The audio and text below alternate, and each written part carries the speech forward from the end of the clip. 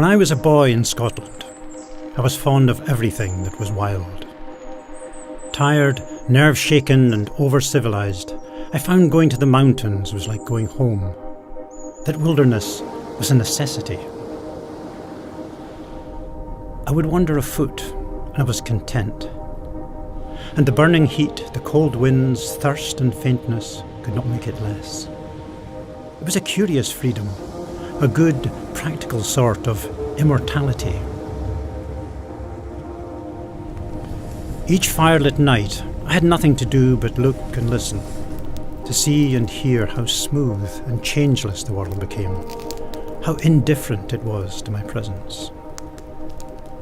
In this place, far from other people, I felt a certain calm reach me, and I was glad I was not great enough to be missed by the busy world I'd left behind.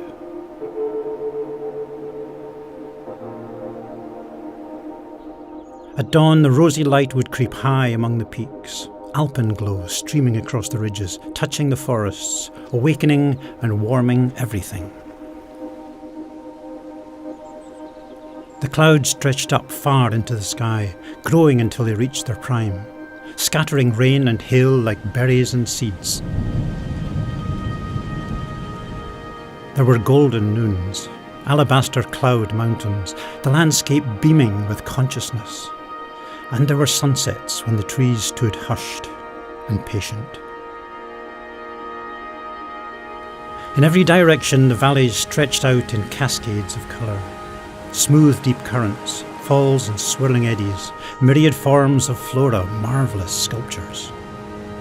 Mountains thousands of years old, having stood in the sky exposed to rain, snow and frost, still wore the bloom of youth.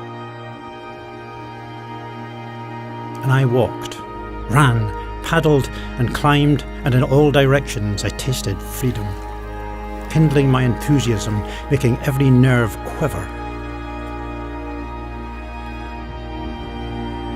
A lifetime is so little a time that we die before we get ready to live. But here in the wilderness, surrounded by beauty beyond thought, the landscape carried me back into the midst of a life infinitely remote.